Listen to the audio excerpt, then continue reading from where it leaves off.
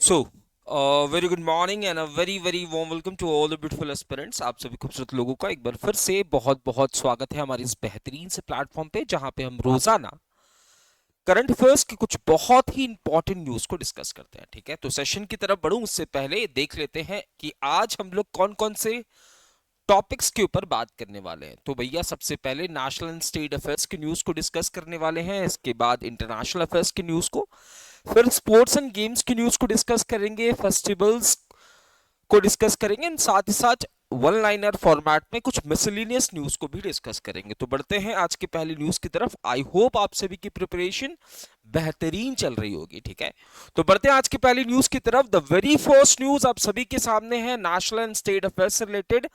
क्या पूछ रहा है, ध्यान से देखते हैं। पूछ रहा है आपसे, who recently Lay's the foundation stone of third unit of Deen Bandhu power plant in Yamunanagar, जो कि हरियाणा के अंदर देखने को मिलेगा। हाल ही में हरियाणा के यमुनानगर में दीन बंधु पावर प्लांट की तीसरी इकाई की आधारशिला किसने रखी है। देखिए, ये तीसरा यूनिट होने वाला है, ये बात रखना है ना। ये जो थर्मल पावर प्लांट होगा भैया, ये जो थर्मल पावर प्लांट है जो कि आपको हरियाणा के अंदर देखने को मिलेगा, ये इसकी तीसरी यूनिट है। ठीक है, किसकी? तो Deen Bandhu power plant which is going to be a thermal power plant, है ना। ये क्या है बच्चा? ये एक थर्मल पावर प्लांट होने वाला है। थर्मल पावर प्लांट होने वाला है, इसकी तीसरी यूनिट है, इसका इनॉग्रेशन हो रहा है। थर्ड यूनिट है, इसका इनॉग्रेशन हो रहा है। इनॉग्रेशन कर कौन रहे हैं?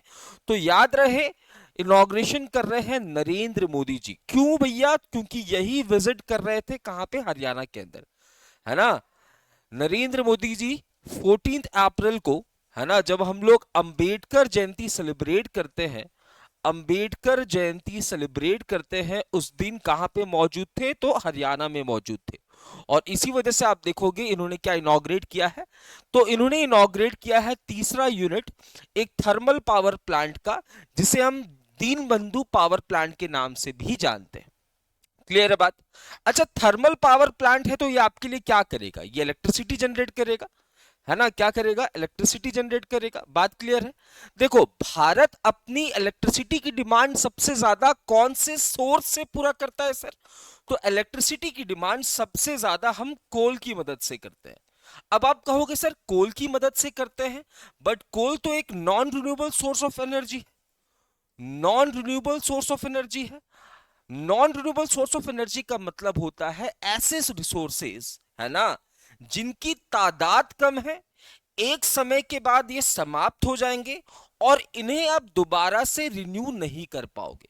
साथ ही साथ non renewable source of energy बहुत सारे ग्रीन हाउस गैसेस भी एमिट करते हैं, और इसीलिए दुनिया की पूरी देशें क्या काम करती हैं भैया? रिन्यूएबल सोर्स ऑफ एनर्जी की तरफ आगे बढ़ रही हैं। जैसे हम लोग सोलर पावर प्लांट्स को स्टैब्लिश कर रहे हैं, है ना, हम विंड एनर्जी के ऊपर काम कर रहे हैं, हम थर्मल एनर्जी के ऊपर काम कर रहे हैं। तो इन एनर्जीज के ऊपर हम काफी ज्यादा काम कर रहे हैं, और इन्हें हम रिन्यूएबल सोर्स ऑफ एनर्जी के नाम से भी जानते हैं। एक रिसेंट की डेटा आई थी जहां पे हमने देखा था कि इंडिया की जो रिन्यूएबल एनर्जी कैपेसिटी है, इंडिया की जो रिन्यूएबल एनर्जी कैपेसिटी है, रिन्यूएबल एनर्जी कैपेसिटी है, वो कितनी पहुंच गई है सर? तो ये पहुंच गई है 200 gigawatt. 200 gigawatt of renewable energy capacity already Bharat ने अचीव कर लिया है, और आने वाले 2030 तक हमारा टारगेट है 500 gigawatt of renewable energy capacity. इसी वजह से आप देखोगे बहुत सारे स्कीम्स हम इनिशिएट कर रहे हैं, जैसे प्रधानमंत्री मुफ्त सूर्य घर बिजली योजना, याद आ रहा है? प्रधानमंत्री मुफ्त सूर्य घर बिजली योजना, जहां पे हम 1 करोड़ घरों को टारगेट कर रहे हैं। हम उनसे कह रहे हैं कि बाबूजी एक काम करो, अपने छतों पर solar power plant, solar panels को इंस्टॉल करो, जिससे कि ये सोलर पैनल आपको बिजली पैदा करके दे, बिजली खुद भी इस्तेमाल करिए, और जो बची कुची बिजली है उसे आप बेचने का भी काम कर सकते हो। तो नरेंद्र मोदी जी दौरे पे गए हुए थे, कहां पे? हरियाणा के अंदर, जिसके सीएम हो जाएंगे नायाब सिंह सैनी। ठीक है, यहाँ पे आपको बंडारू दत्तात्रेय जो है वो गवर्नर के रूप में देखने को मिलेंगे, और यहीं पे, है ना, तीसरी यूनिट को स्टैब्लिश किया जा रहा है। किसका? दीन बंधु पावर प्लांट का। याद रहे, दीन बंधु पावर प्लांट को हम दीन बंधु Chhotu Ram thermal power plant के नाम से भी जानते हैं। दीन बंधु Chhotu Ram thermal power plant कह ले या दीन बंधु पावर प्लांट कह ले, ये दोनों सेम है। इसके अलावा कुछ दो चीजें और इनॉग्रेट की गई है, याद रहे। यहां पे आपको भैया एक एयरपोर्ट देखने को मिलेगा जिसका नाम है महाराजा अग्रसेन एयरपोर्ट। महाराजा अग्रसेन एयरपोर्ट आपको यहां पे देखने को मिलेगा। तो इसका एक टर्मिनस भी, इसका एक नया टर्मिनस भी यहां पे इनॉग्रेट किया गया है। साथ ही साथ यहां पे इनॉग्रेट किया गया है भैया रेवाड़ी बाईपास को, है ना। रेवाड़ी बाईपास को भी यहां पे इनॉग्रेट किया गया है प्रधानमंत्री नरेंद्र मोदी जी के द्वारा। बोलो हाँ कंफर्म है कि नहीं न्यूज, फटाफट से बताइए। न्यूज कंफर्म हो गया, वेरी गुड मॉर्निंग। वली कीर्ति हरि का वेरी वेरी वार्म वेलकम बच्चा। आप सभी का एक बार फिर से बहुत बहुत स्वागत है। कुछ दिन आप लोग मुझसे कांटेक्ट में नहीं रहे थे, है ना, क्योंकि मैंने भी आप लोगों को इन्फॉर्म नहीं किया था। कोई एक माध्यम नहीं था, सोर्स नहीं था, मीडियम नहीं था जिससे कि मैं आपसे कांटेक्ट कर सकूं that I am already taking classes, regular classes on this particular platform. ये मेरा खुद का प्लेटफॉर्म है ना। चलिए तो बढ़ते हैं अगले न्यूज की तरफ। जो बैंकिंग एस्पिरेंट्स है उनके लिए मैं एक चीज बता दूं, ठीक है। जो बैंकिंग एस्पिरेंट्स है उनके लिए एक चीज इंफॉर्मेशन मैं दे देता हूं। इंफॉर्मेशन ये है कि देखिए मंडे टू सैटरडे तक हम लोग जो क्लासेस लेंगे ना, मंडे टू सैटरडे तक, मंडे टू सैटरडे तक हमारी जो क्लासेस होंगी, है ना, वो जनरल क्लासेस होंगी। जनरल क्लासेस होंगी जिसमें हम लोग बैंकिंग के अलावा सभी न्यूज को कवर करेंगे, चाहे वो नेशनल एंड स्टेट अफेयर्स की न्यूज हो, चाहे वो स्कीम्स की न्यूज हो, चाहे वो कोई भी न्यूज है, साइंस एंड टेक की न्यूज हो, ठीक है। एंड संडे को एक स्पेशल सेशन मैं लूंगा। संडे को एक स्पेशल सेशन लेने वाला हूं जहां पे एक सेशन तो मैं लूंगा वीकली, वीकली रिवीजन की सेशन लूंगा, और एक सेशन लूंगा मैं बैंकिंग एंड फाइनेंशियल अवेयरनेस का सेशन। साथ ही साथ जितने भी आरबीआई की न्यूज पूरी वीक में आई थी, ये वाली सेशन, ठीक है। तो जो बैंकिंग एस्पिरेंट्स है जो मेरे साथ जुड़ना चाहते हैं डेली करंट अफेयर सेशन के लिए, तो वो भैया इस तरीके से जुड़ सकते हैं। मंडे टू सैटरडे आप ये डेली क्लासेस लेंगे, एंड संडे को हम लोग वीकली रिवीजन के साथ साथ, है ना, एक अलग सेशन लेंगे जहां पे हम banking awareness and financial awareness, साथ ही साथ आरबीआई के न्यूज को कंफर्म करेंगे, ठीक है। तो जो भी आपके मित्रगण हैं जो हमसे पहले भी जुड़ चुके थे हमारे लास्ट प्लेटफॉर्म पे, तो उन्हें आप इन्फॉर्म कर दीजिएगा इस सेशन से रिगार्डिंग। चलिए next news is the Project Cheetah Steering Committee has recently approved the translocation of a few cheetahs from Kuno National Park to which wildlife sanctuary. Project Cheetah संचालन समिति ने हाल ही में कुनो राष्ट्रीय उद्यान के कुछ चीतों को किस वन्यजीव अभ्यारण्य में स्थानांतरित करने की मंजूरी दी है। देखो हमारे देश के अंदर ना, हमारे देश के अंदर चीतास की पॉपुलेशन जो है वो समाप्त हो गई थी, है ना। चीता की पॉपुलेशन हमारे देश के अंदर, है ना, 1950s में ही समाप्त हो चुकी थी। 1950s में ही ये एक्सटिंक्ट हो चुके थे, याद रखना। या बात करो आईयूसीएन की लिस्ट की, तो आईयूसीएन की जो रेड डेटा बुक होती है, रेड डेटा बुक होती है भैया, रेड डेटा बुक, आईयूसीएन क्या है, international union for the conservation of nature. इसकी जो रेड डेटा बुक होती है, इसमें चीतों को इंडेंजर्ड कैटेगरी में रखा गया है, इंडेंजर्ड कैटेगरी में रखा गया।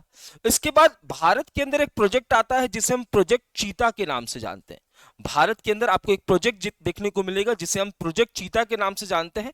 इस प्रोजेक्ट को लॉन्च किया गया था 17 सितंबर 2022 में, है ना, जहां पे हम लोग री इंट्रोड्यूस कर रहे हैं किसको, चीता को।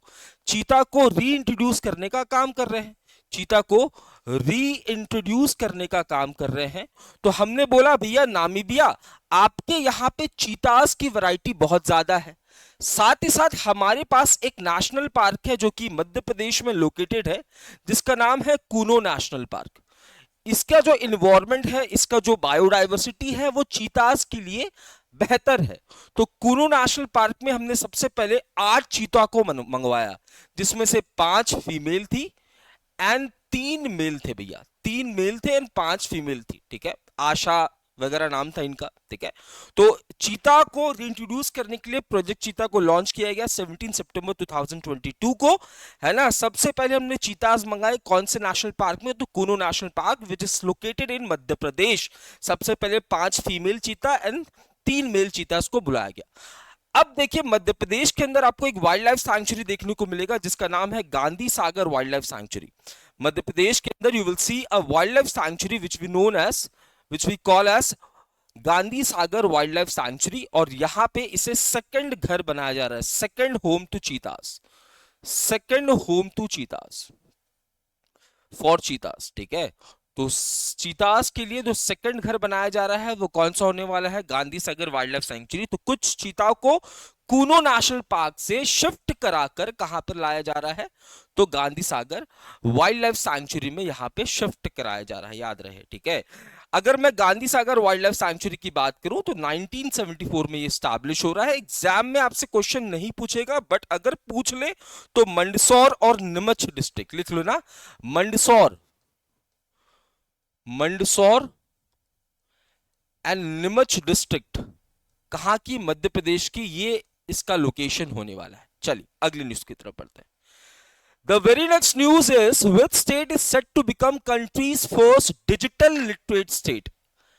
अगर मैं आपसे पूछूं कि एक स्टेट डिजिटली लिटरेट कब बन सकता है, ध्यान से समझना। अगर मैं कह रहा हूं कि मैं डिजिटली लिटरेट हूं, यानी कि भैया मैं, पहली बात तो मैं भैया इंटरनेट का इस्तेमाल कर पा रहा हूं, इंटरनेट के इस्तेमाल से मैं गवर्नमेंट स्कीम्स को एक्सेस कर पा रहा हूं, गवर्नमेंट स्कीम्स को एक्सेस कर पा रहा हूं। ठीक है, इसके बाद लेट्स से भैया मैं वीडियो कॉलिंग वगैरह कर पा रहा हूं, वीडियो कॉल वगैरह कर पा रहा हूं, है ना, वॉइस कॉल वगैरह कर पा रहा हूं। ठीक है, इसके बाद यूट्यूब वगैरह सोशल मीडिया साइट्स एक्सेस कर पा रहा हूं, सोशल मीडिया साइट्स जो है वो एक्सेस कर पा रहा हूं, है ना। तो अगर मैं कह रहा हूं कि कोई स्टेट, कोई एक पर्टिकुलर स्टेट डिजिटली लिटरेट बन गया है, यानी कि वो डिजिटल माध्यम से डिजिटल प्लेटफॉर्म को एक्सेस कर पा रहा है और खुद को फायदा पहुंचा रहा है, इसमें चाहे गवर्नमेंट स्कीम्स आ रही है कोई, है ना, डिजिटल प्लेटफॉर्म्स पे कोई गवर्नमेंट स्कीम्स आ रही है, आप उसको एक्सेस कर पा रहे हो, वीडियो कॉल कर पा रहे हो, वॉइस कॉल कर पा रहे हो, साथ ही साथ सोशल मीडिया साइट्स को एक्सेस कर पा रहे हो, तो आप डिजिटली लिटरेट हो। तो इंडिया की वो कौन सी स्टेट है जो कि सबसे पहले, है ना, डिजिटली लिटरेट बनने वाली है, तो ये आंसर आपका क्या होने वाला है, केरला। केरला भारत की वो पहली स्टेट बनने वाली है जो कि डिजिटली लिटरेट है। अब ऐसा पॉसिबल क्यों हो पाया, पॉसिबल इसलिए हो पाया क्योंकि 2022 में केरला गवर्नमेंट ने एक स्कीम को लॉन्च किया, केरला गवर्नमेंट ने एक स्कीम को लॉन्च किया जिसका नाम था डिजी केरला। डिजी केरला स्कीम को लॉन्च किया गया 2022 में, जिसका टारगेट रखा गया कि 1 नवंबर 2024 तक, 1 नवंबर 2024 तक हम सभी लोगों को डिजिटली लिटरेट कर देंगे, है ना। 1 नवंबर 2024 तक हम सभी लोगों को डिजिटली लिटरेट कर देंगे, जिसमें टारगेट ऑडियंस रखा गया 16 साल से 64 साल के लोगों को, 16 इयर्स से लेकर 64 इयर्स के लोगों को यहां पे एज टारगेटेड ऑडियंस रखा गया। लगभग 21 लाख लोग ऐसे थे जो कि इस क्राइटेरिया में थे, यानी कि 16 से 64 के बीच में थे, जिनको यहां पे डिजिटल ट्रेनिंग प्रोवाइड की गई है, ताकि वो इन सारी चीजों को एक्सेस कर पाए। ठीक है, तो 2022 में केरल लॉन्च अ स्कीम जिसे हम डिजी केरला के नाम से जानते हैं। दिस पर्टिकुलर स्कीम का टारगेट था 1 नवंबर 2024 तक केरला में रहने वाले लोगों को हमें डिजिटली लिटरेट करना है। टारगेट ऑडियंस 16 से 64 साल थी, ये बात भी आपको ध्यान में रखनी है। ठीक है, अच्छा, अगर मैं कंफर्म करूं, चलो फटाफट से बताओ कमेंट सेक्शन में बताओ, है ना। इंडिया की जो पहली स्टेट है भैया, इंडिया की जो पहली स्टेट है जो कि फुली ई गवर्न स्टेट है, इंडिया की पहली स्टेट जो कि फुली ई गवर्न स्टेट है, फटाफट से कंफर्म करेंगे, है ना। इंडिया की पहली स्टेट जो कि फुली ई गवर्न स्टेट है। ठीक है, इंडिया की पहली स्टेट जो कि फुली डिजिटल बैंकिंग स्टेट है ना, फुली डिजिटल बैंकिंग स्टेट कौन सी होने वाली है, ये भी कंफर्म करेंगे। इंडिया की पहली फुली ई गवर्न्ड स्टेट कौन सी है, फुली डिजिटल बैंकिंग स्टेट कौन सी है, फटाफट से कमेंट सेक्शन में कंफर्म करो। ठीक है, आइए next news is startup QNU labs. ये स्टार्टअप कंपनी कहां की है, बेंगलुरु की है। कहां की है सर, बेंगलुरु की एक स्टार्टअप कंपनी है जो कि क्या प्रोवाइड करती है, साइबर सिक्योरिटी सॉल्यूशंस प्रोवाइड करती है, साइबर सिक्योरिटी सॉल्यूशंस प्रोवाइड करती है अपने कस्टमर्स को, ठीक है। तो पूछा है startup QNu labs launches world's first unique platform जिसका नाम है Q shield, empowering enterprises to protect critical infra, it belongs to which country? Kerala, very good, है ना, your answer would be Kerala. Fully e govern state भी केरला होने वाली है and fully digital banking services को एक्सेस कर पाने वाली स्टेट भी केरला होने वाली है। तो यहां पे एक स्टार्टअप है जिसका नाम है क्यूएनयू लैब्स, जो कि बेस है बेंगलुरु, साइबर सिक्योरिटी सॉल्यूशन से प्रोवाइड करेगी इंटरप्राइजेस को। आपसे पूछा है, इसने अपना एक प्रोडक्ट लॉन्च किया है जिसका नाम है क्यू शील्ड। देखो क्यू शील्ड क्या कर रहा है, देखो शील्ड का मतलब क्या होता है, अगर मैं आपके लिए शील्ड का काम कर रहा हूं यानी कि मैं आपके खिलाफ होने वाली कोई भी दिक्कतों को रोकने का काम कर रहा हूं, है ना। लेट्स से भैया मैं प्रिकॉशन लेता हूं, लेट्स से सर्दियों का मौसम आ रहा है, मैंने प्रिकॉशन लिया, है ना, काढ़ा वाड़ा पीना शुरू कर दिया, तो ये एक शील्ड का काम करेगा। तो यहां पे क्यू शील्ड नाम का एक प्लेटफॉर्म इनिशिएट किया गया है स्टार्टअप क्यूएनयू लैब्स के द्वारा, ठीक है, इंटरप्राइजेस के क्रिटिकल इंफ्रास्ट्रक्चर को स्टोर करने के लिए। देखिए इंटरप्राइजेस के लिए क्रिटिकल इंफ्रास्ट्रक्चर्स क्या हो सकते हैं, लेट्स से भैया उनका डेटा सेट हो सकता है ना, कोई रिकॉर्ड्स हो सकते हैं, उनके एसेट्स हो सकते हैं, जिसका काफी ज्यादा इंपैक्ट होता है। तो याद रखना, इंडिया की बेंगलुरु बेस्ड एक स्टार्टअप कंपनी है जो कि साइबर सिक्योरिटी सॉल्यूशंस प्रोवाइड करती है ना, इंटरप्राइजेस के क्रिटिकल इंफ्रास्ट्रक्चर को साइबर थ्रेट से बचाने के लिए क्यू शील्ड नाम का एक प्लेटफॉर्म को इनिशिएट किया गया है। ये बात आपको ध्यान में रखनी है, ठीक है। आइए अगली न्यूज की तरफ बढ़ते हैं। द वेरी नेक्स्ट न्यूज क्या कह रहा है, who will inaugurate Jagannath temple in Digha on 30th अप्रैल। आप कहोगे सर दीघा तो वेस्ट बंगाल में है, पर मैंने तो सुना है जगन्नाथ टेम्पल तो पूरी उड़ीसा में है। देखो जगन्नाथ टेम्पल की अगर मैं बात करूं, जगन्नाथ टेम्पल, है ना, जगन्नाथ टेम्पल की बात करूं तो ये कहां लोकेटेड है, पुरी के अंदर, एंड पुरी कहां पे हो जाएगा, उड़ीसा के अंदर। कंफर्म करो किसको हम लोग ब्लैक पगोड़ा के नाम से जानते हैं, ब्लैक पगोड़ा किसे कहते हैं एंड व्हाइट पगोड़ा किसे कहते हैं, ब्लैक पगोड़ा किसे कहते हैं, व्हाइट पगोड़ा किसे कहते हैं। हिंट के तौर पर दोनों टेम्पल्स आपको, है ना, उड़ीसा के अंदर ही देखने को मिलने वाला है, ठीक है। तो जगन्नाथ टेम्पल जो है ये पूरी उड़ीसा में देखने को मिलेगा। इसका एक रेप्लिका, जो है भैया वो बनाया जा रहा है कहां पे, दीघा के अंदर, जिसे 30 अप्रैल 2025 में इनॉग्रेट किया जाएगा। किसके द्वारा इनॉग्रेट किया जाएगा, तो बंगाल की सीएम ममता बनर्जी के द्वारा, ठीक है। अगर मैं बात करूं पूरी जगन्नाथ टेम्पल की, है ना, तो यहां पे आपको एक जगन्नाथ फेस्टिवल भी देखने को मिलने वाला है। कौन सा फेस्टिवल है सर, जगन्नाथ फेस्टिवल भी देखने को मिलने वाला है। इसी को हम लोग रथ यात्रा के नाम से भी जानते हैं, यहाँ पे बलभद्रा,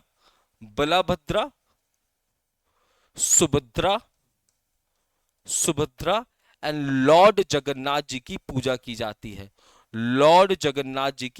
जाती है। सुभद्रा सिस्टर हो जाएगी जगन्नाथ भगवान जी की, बलभद्रा एल्डर जो है वो क्या हो जाएंगे, भाई हो जाएंगे, है ना, एंड भैया लॉर्ड जगन्नाथ की पूजा की जाती है।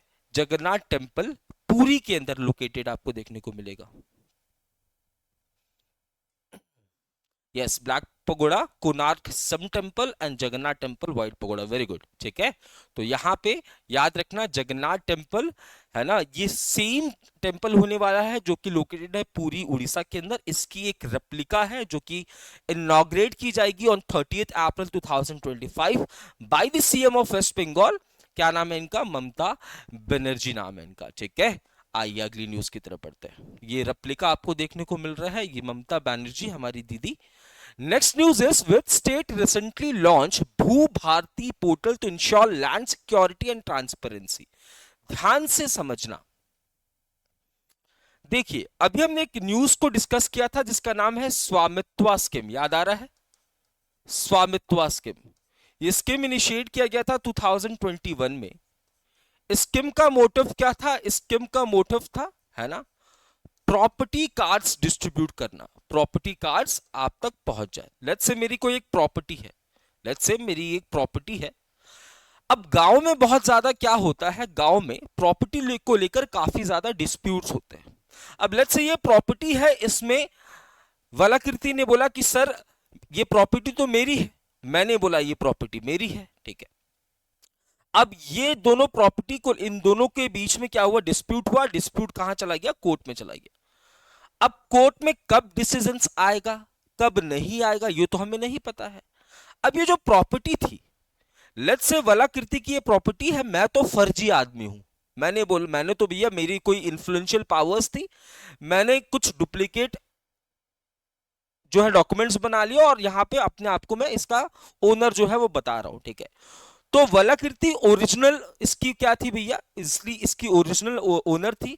बट वलाकृति को पैसों की जरूरत पड़ी, पैसों की जरूरत पड़ी, एग्रीकल्चर के लिए पैसों की जरूरत पड़ी। वलाकृति एक किसान, तो वलाकृति के पास एक ऑप्शन क्या है, वलाकृति जो है बैंक में जाएगी, अपने प्रॉपर्टी को एज कोलैटरल रखेगी, कोलैटरल रखने के बाद वो लोन्स ले सकती है। बट इस केस में तो मामला कहां है, मामला कोर्ट में है।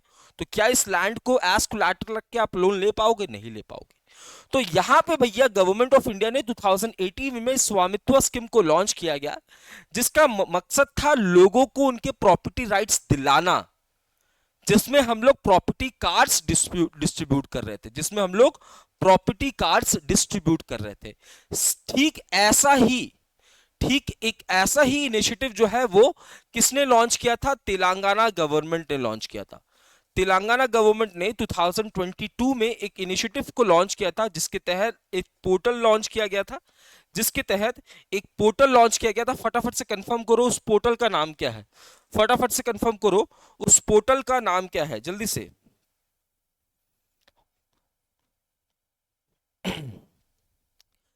है ना, कौन सा पोर्टल था, धारनी पोर्टल, है ना, धरनी पोर्टल इस पोर्टल का नाम था। कब लॉन्च किया गया था, 2022 में। अब इसी पोर्टल का नाम चेंज करके क्या कर दिया गया है, भू भारती पोर्टल, भू भारती पोर्टल। पोर्टल वही मोटिव क्या है, सेम मोटिव है जो लैंड डिस्प्यूट्स है, लैंड डिस्प्यूट्स है, इसको कम करना है, डिस्प्यूट्स को कम करना है, खत्म करना है, ठीक है। उसके बाद प्रॉपर्टी कार्ड्स जो है, प्रॉपर्टी कार्ड्स डिस्ट्रीब्यूट करने हैं, प्रॉपर्टी कार्ड्स डिस्ट्रीब्यूट करने हैं उनके ओनर्स को, और ट्रांसपेरेंसी को यहाँ पे इनहांस करना है, ट्रांसपेरेंसी को यहाँ पे इनहांस करना है, ठीक है। तो ये सारे मोटिव्स होने वाले हैं इस पर्टिकुलर, है ना।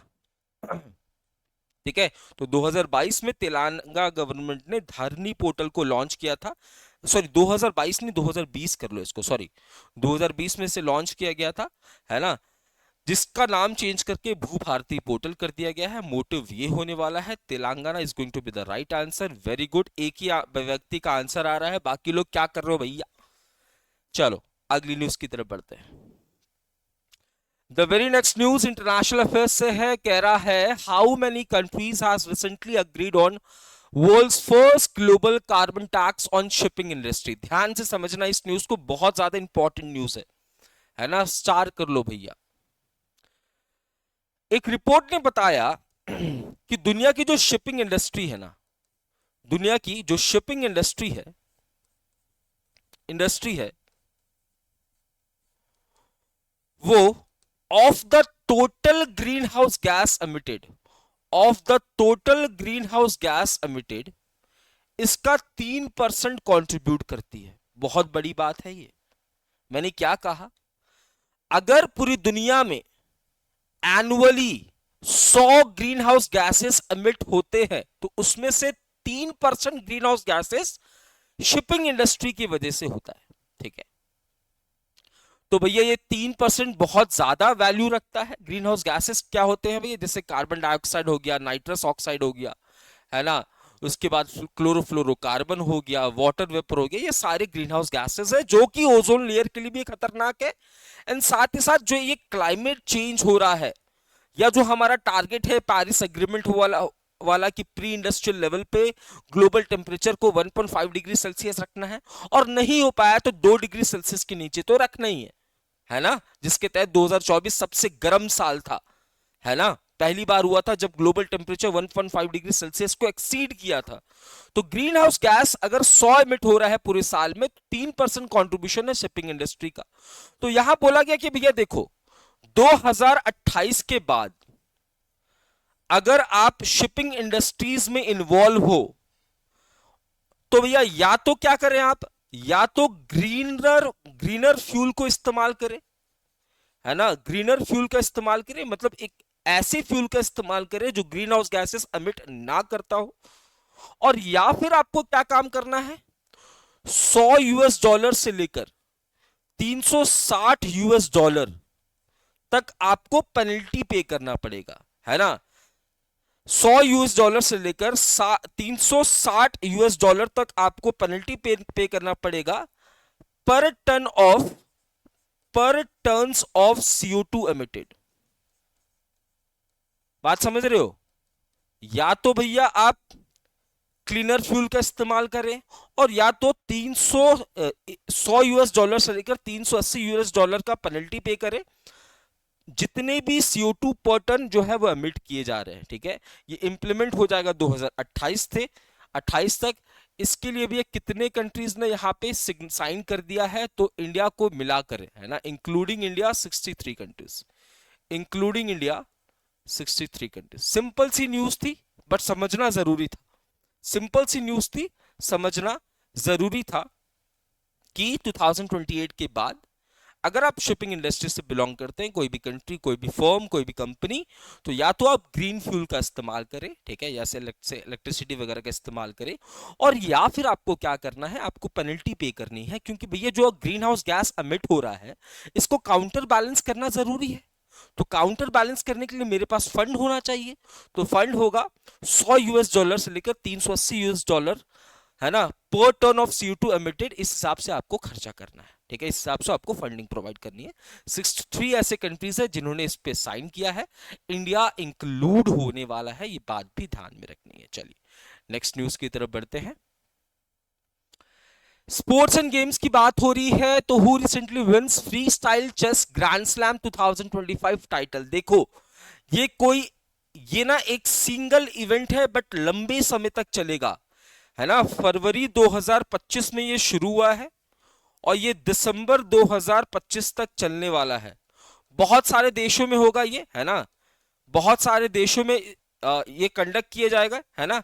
जैसे भैया जर्मनी में होगा, फ्रांस में होगा, ये जर्मनी में होंगे इसके इवेंट, फ्रांस में होंगे इसके इवेंट, है ना, USA में इसके इवेंट होंगे, इंडिया के अंदर इसके इवेंट होंगे। ठीक है, तो फरवरी 2025 से लेकर दिसंबर 2025 के अंदर एक टूर चल रहा है ना, एक टूर चल रहा है जिसे हम freestyle chess grand slam 2025 के नाम से जानते हैं, है ना। ये जो टाइटल है फिलहाल किसके पास है, देखो पूरे साल मैचेस होंगे, जिसके पास ज्यादा पॉइंट होगा उसको आप खिताब दे दोगे, ठीक है, जिसके पास ज्यादा पॉइंट होगा उसको आप ट्रॉफी प्रोवाइड कर दोगे। तो फिलहाल लीड कौन कर रहे हैं, मैग्नस कार्लसन साहब, है ना, मैग्नस कार्लसन। याद रखना, चेस की बात करूं या मैं बात करूं फीडे रेटिंग की, फीडे की बात करूं तो फीडे के अकॉर्डिंग इनकी रैंकिंग क्या है, फर्स्ट होने वाली है। फीडे के अकॉर्डिंग इंटरनेशनल चेस फेडरेशन, है ना, जो कि चेस के इंटरनेशनल टूर्नामेंट्स को कंडक्ट कराती है, फीडे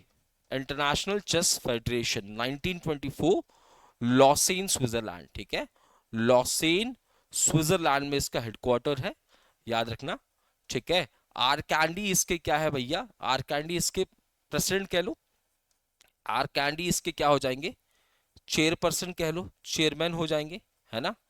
एंड विश्वनाथ आनंद, विश्वनाथ आनंद इसके वाइस चेयरमैन हो जाएंगे, वाइस चेयरमैन हो जाएंगे, ठीक है।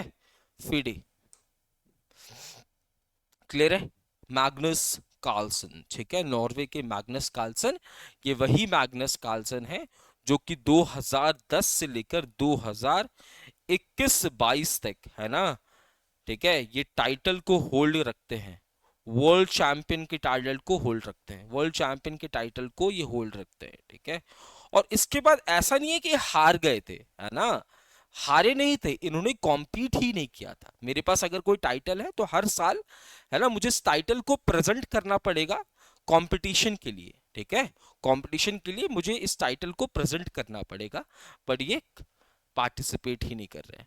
यंगेस्ट ग्रैंड मास्टर इंडिया की तरफ से, इंडिया की तरफ से यंगेस्ट ग्रैंड मास्टर कौन हो जाएंगे, तो डी गुकेश जो है वो यंगेस्ट ग्रैंड मास्टर हो जाएंगे। आई नेक्स्ट न्यूज की तरफ बढ़ते हैं।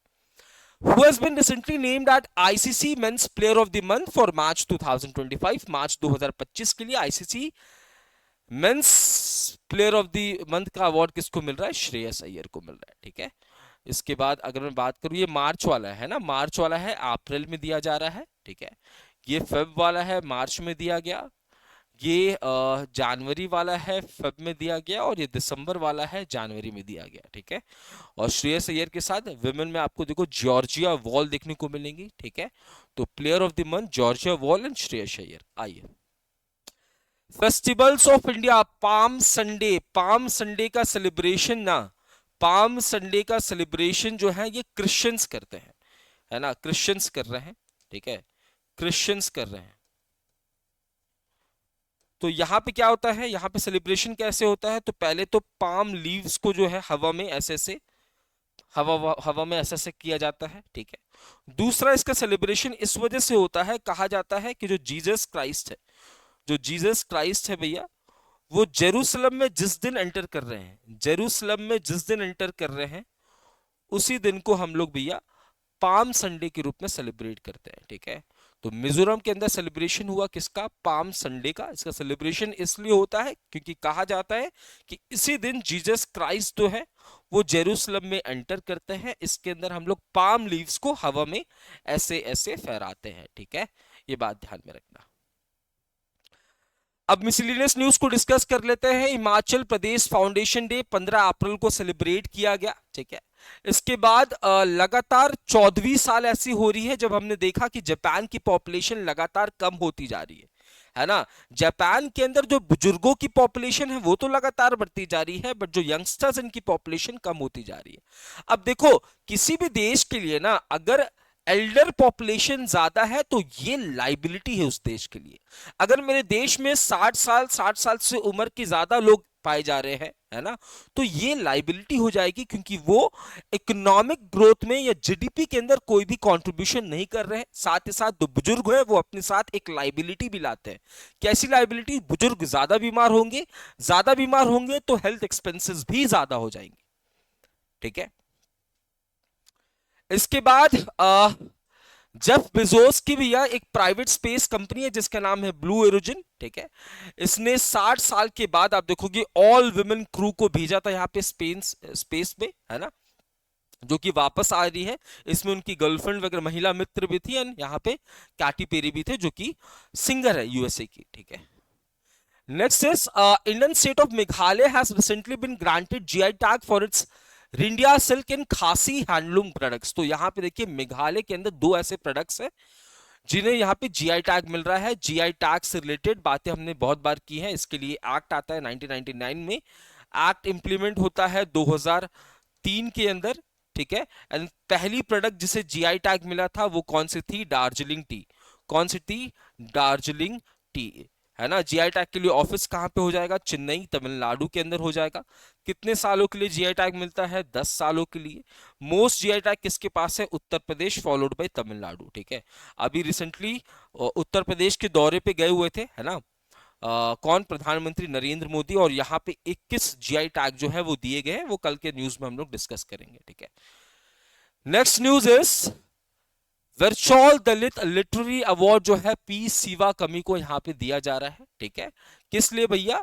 तो दलित लिटरेचर में इनके कंट्रीब्यूशन के लिए, दलित लिटरेचर में इनके कंट्रीब्यूशन के लिए। आप कहोगे दलित लिटरेचर यानी कि एक ऐसी लिटरेचर, है ना, ऐसी किताबें, ऐसी लिटरेरी वर्क जहां पे हम लोग दलित्स के बारे में बात कर रहे हैं। ठीक है, दलित्स के बारे में बात कर रहे हैं।